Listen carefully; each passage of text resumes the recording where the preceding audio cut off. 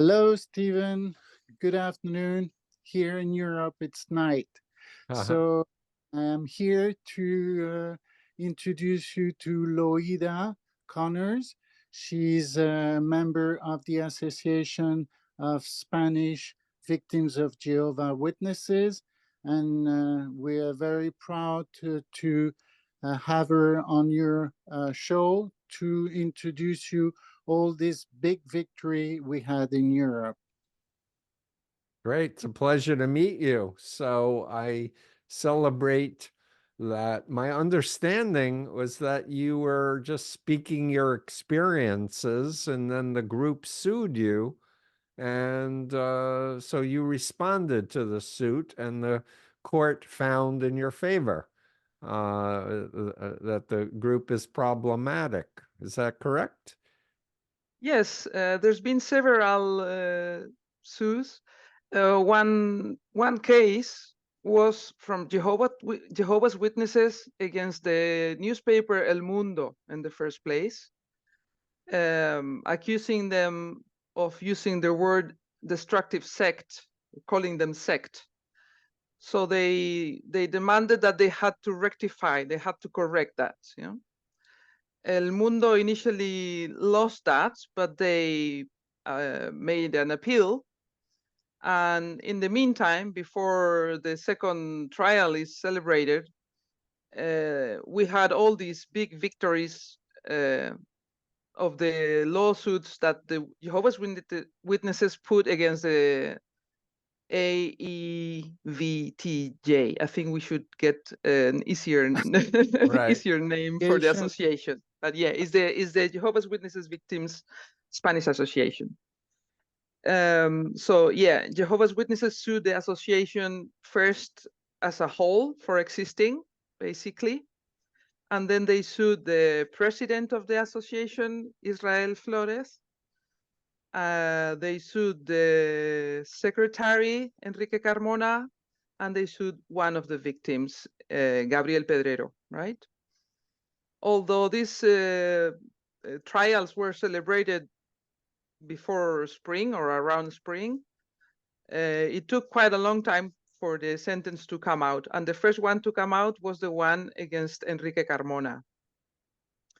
And in this trial, the judge dismissed most of the Jehovah's Witnesses claims, except precisely this one of calling them destructive sect, because Enrique Carmona had compared them with like a silent disease that when you get it, you don't realize. And by the time you realize you have it, it's incurable, right?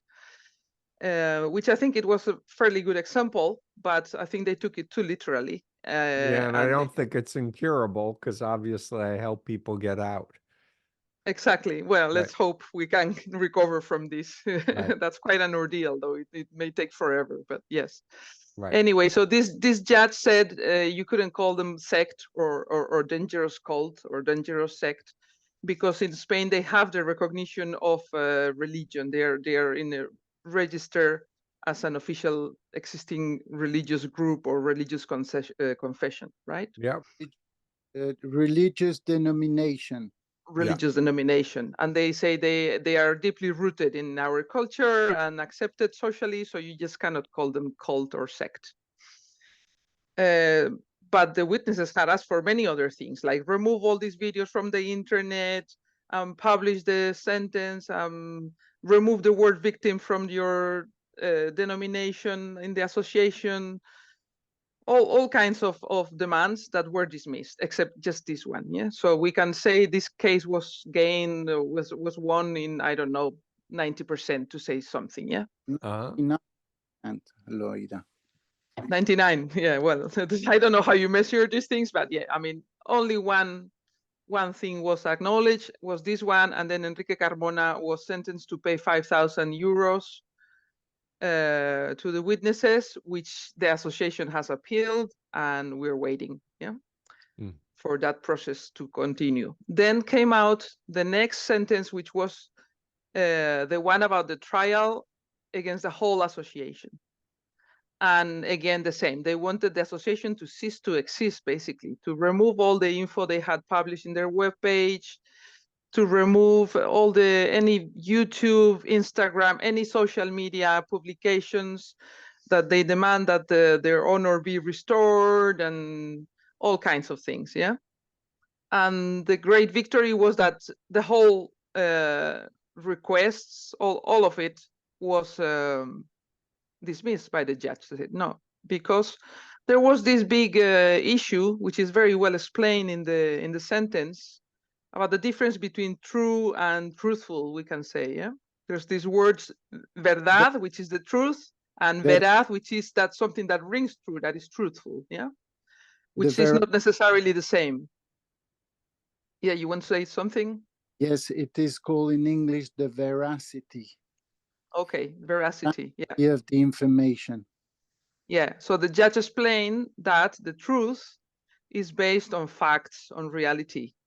And veracity, not necessarily. It has to be based to a certain degree in facts as well, but also has room for opinion or for subjective interpretation of the victim, or, you know, so it's something that you feel is true and it rings true, but maybe it's not 100% true, but very close to the truth, we can say, yeah? So with that explanation, it was very, well, it was a very subtle distinction. But the good thing is also that the judge, this judge, which is not the same as from the previous trial, this judge made a very thorough investigation of what's in the web, of lots of declarations from victims. She heard also the plaintiffs, but most important of all, she also read loads of literature from Jehovah's Witnesses themselves, and also some videos recorded by the governing body, all these broadcastings that they do nowadays and stuff. So it is very clear, although all the witnesses there, the Jehovah's Witnesses declaring, said, no, yeah, it's very easy to leave this religion. You just go and that's it. You just write a letter and that's it. And yes, it's true that you just write a letter and that's it. But what they don't explain is the consequences of writing this letter, which is that your family turns their back on you, your friends disappear, and you've grown up in a very closed bubble. And in this bubble, you are discouraged to make any contacts with people who are not Jehovah's Witnesses. You are discouraged to get higher education, which means that when you leave this association, you're completely unprepared to live a normal life, because you don't know how to make friends. You've never had a boyfriend or a girlfriend. You don't have a proper job. You don't have a means to make a living. And then even your parents or your brothers or any relatives, close friends disappear from the landscape. And that's why so many people get so depressed. Some even commit suicide. Some just don't know how to go, because you've lived with a manual your whole life that said very clearly, you can do this, you cannot do that. You can do this, you cannot do that. Well, most of it is you can't. And then you can't do anything you want, but you don't even know if you want, because nobody ever asks you what you want. You know? Right. If I may add, I know that they believe in corporal punishment, and they don't want to allow children to be children. They want them to act like they're adults. So they train children to be obedient instead of proper parenting and healthy religion that encourage children to explore, to ask questions, to make mistakes, to play, to have contact with people from other religions.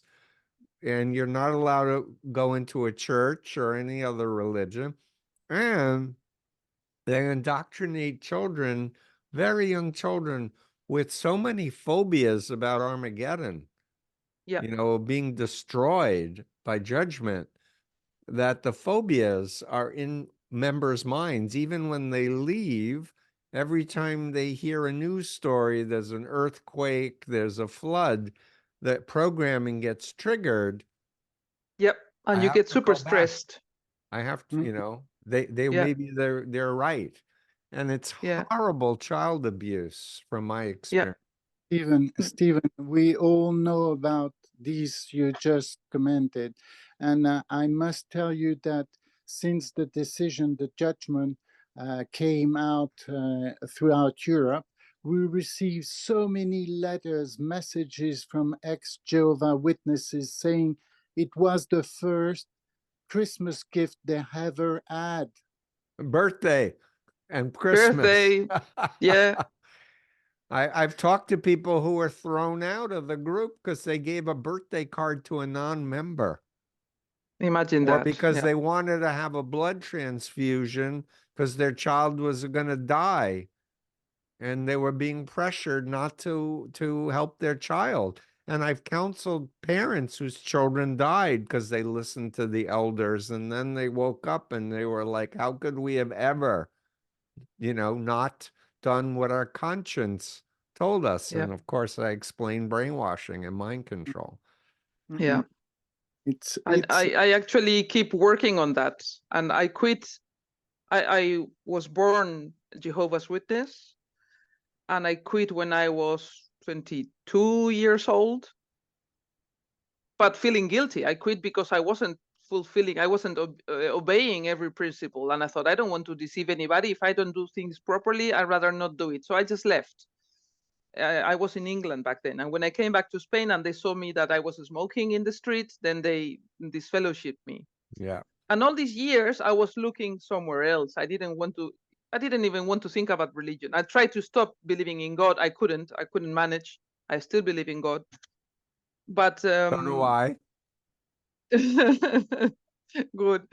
The thing is, I tried to leave this away as far from me as possible, which is impossible because your family is still in there.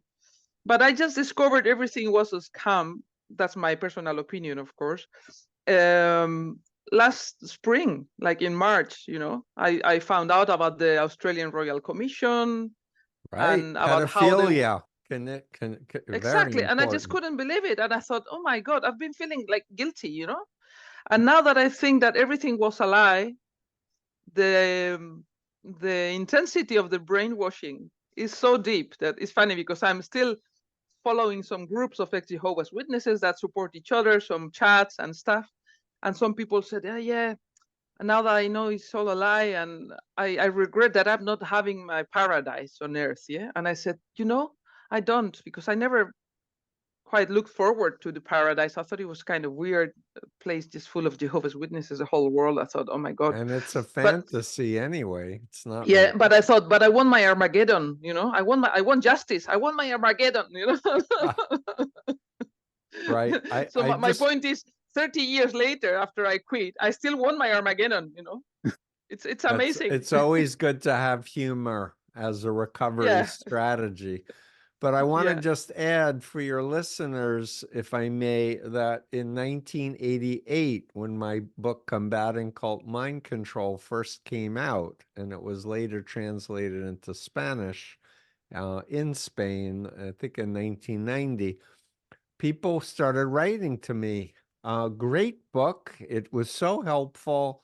But how come you didn't mention the Watchtower Society of the Jehovah's Witnesses? And I'm like, why should I have mentioned them? And they're like, are you kidding me? You described the entire organization in your book. And I said, I did? And they're like, yeah. And I said, teach me. So I started meeting former members and they started explaining. And the more I learned, the more horrified I was by the Watchtower. In the meantime, because I hadn't mentioned the Jehovah's Witnesses, the book wasn't on their bad list, which is another feature of a mind control cult. There are spiritual pornography. You can't read those books. In any case, so many people have read my book and left the Witnesses. And I'm told that aside from Raymond Franz, who, as you know, is the governing body member, 60-year plus member, leader, aside from his book, my book was the #2 for helping people to wake up and get out of this cult. So I'm very honored and pleased that I could help so many people. I have to read it. I have to read it, definitely. I did read Crisis of Conscience, but I haven't read yours yet. Okay, I'm fairly new Um, to this. I have an updated edition that I bought the rights back, and the latest is 2018. And if you have Okay. trouble finding it, I'm looking for a Spanish publisher, but we can talk offline. I can send you a Yeah. digital Yeah, copy. but I, yeah, I can just I hope you get ready for Barcelona this summer, Stephen. So we broadly distribute it in Spain. Okay. Yeah, it would be nice. Yeah. We talk about that. And then I want to just comment, if I may, that because I've been helping people get out of cults since I left the Moonies in 1976, cults are bullies, and they have a lot of power and they have a lot of money, and they try to control information. One of the things about the witnesses is they knock on the door, want to study the Bible, but they don't explain their version of the Bible is not respected by any theologian. Therefore, there's no informed consent. And so, aside from the deceptive recruitment, which the Moonies would do also, they like to threaten ex-members with lawsuits.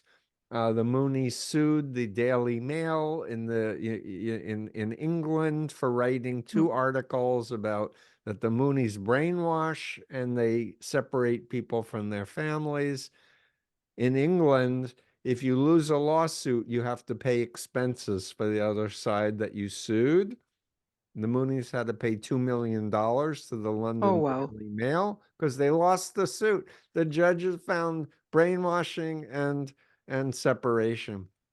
Yeah. So, but this kind of bullying strategy to harass, try to take away people's freedom of speech, to share their own experience, to be whistleblowers, it's a very common tactic by authoritarians. Of course, if you're a dictator, you can arrest people and send them to Siberia, and sentence them for decades.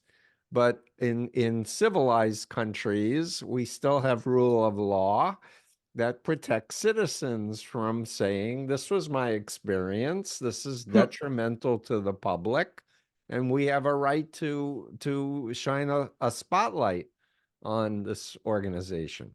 So Yeah. kudos to you and your organization. And I think that the internet has changed everything, because in the old days they always told you that these fellowship people were bad and they're gone and that's it. You never saw them again, or they told you, oh, they're very bad people, don't mix with them, bad influence, they're not up to any good. Yeah.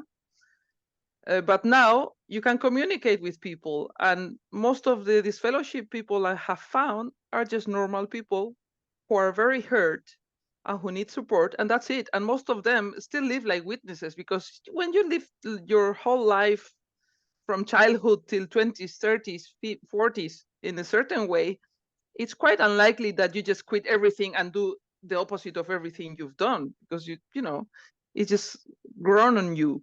Right. But I realized that, yeah, it's just basically lots of people who need help and who don't have any resources to help themselves and who need attention and to be heard. And I think these victories can change a lot how they feel, because you think, okay, I'm a victim, I've been manipulated all these years, Right. but now somebody finally heard us. Yeah. Right. And one thing that the judge said on this association sentence was that the government should take action to protect the family and to protect the freedom of religion. Because if once you quit, they forbid everybody to talk to you, it's a way of not allowing you to exert your right to free religion. Exactly. They're discriminating you, apart from discrimination of women that have very little role in the witnesses, all this excessive control, all this gay, lesbian, transsexual, forget it. That's a no-no. Family parts. That's what another thing the judge said. The Jehovah Witnesses break apart families. Yeah. They do. But I if can I tell you. may, I'll just say as a mental health professional, people are hurt, and mental health professionals are not trained to understand cults and mind control and a specialized form of counseling that's required to help people to understand what makes this group so harmful and how the brainwashing took place. It's a dissociative disorder. Hmm. So I created an online course for mental health professionals to start learning to help them. And I'll lastly say, maybe not last, because I may say something else, but that people coming out of the witnesses are very vulnerable to being recruited by other destructive authoritarian cults.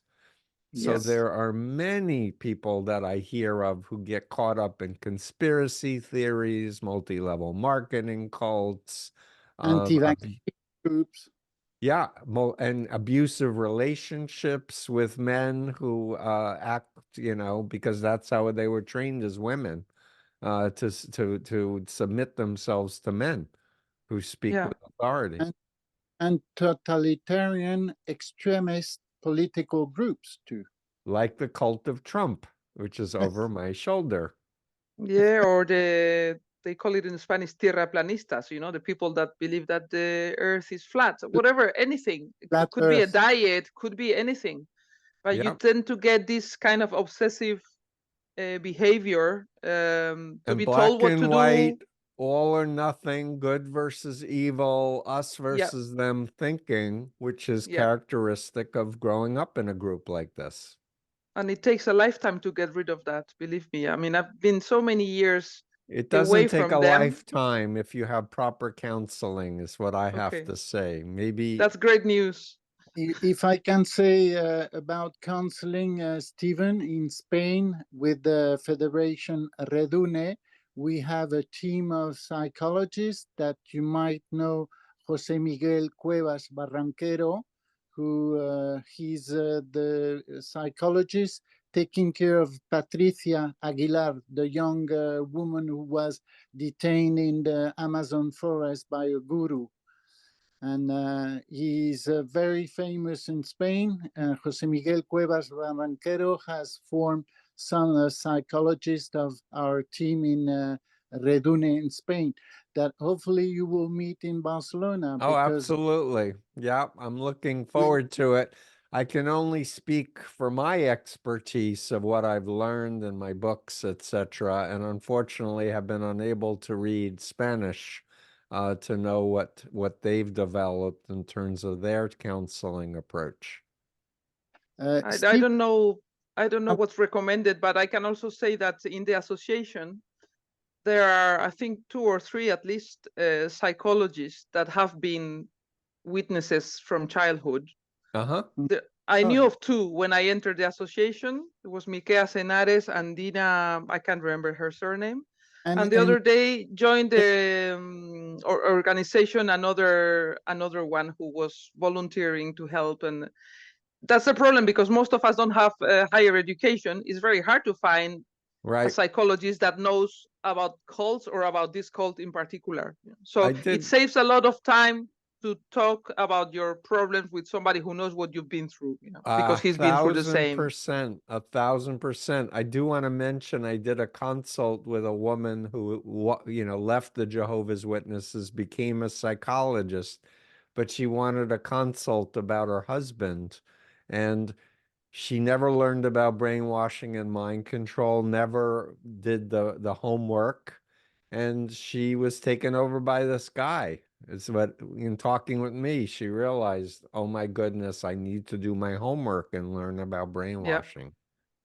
And I have been to other psychologists before, and it wasn't very helpful because of this, because they didn't have a specific education to deal with this kind of problem. Yeah, the secretary of the association, the Spanish Jehovah Witnesses victims in Spain, Enrique Carmona, became a psychologist. He studied psychology in order to help other victims in Spain. And I wanted to ask you, Stephen, I was looking for the word in English when cults, sects are suing critics, whistleblowers, and victims of their cults. A slap, is that the word? A slap? Slap suit, Slap suit. SLAPP. Yes, that's it. Is that slap? I'm not an expert on slap suits, but it can be applied to any group, I think, that is coordinating to do antisocial things, I believe. Okay. I think Okay. you can Google SLAPP in capital letters and get a better definition than I just offered. Juicio mordaza. Procedimiento mordaza. Thank you very much, Stephen, for having us in your show in Massachusetts. My pleasure. Yes. Thank you for your good work. Yes. And Thank you very continued much. success. And maybe we can meet at in Barcelona in July. Hopefully. I'm planning to attend as well, so maybe we can meet in person, all of us. Wonderful. Great. Excellent. Thank you very much. It was a pleasure. Thank you so much. Take care. Great Bye-bye. pleasure. Take care. All the good work, Stephen. Thank you. And you too. Both of you. Thank you. Bye. Thank you. Bye.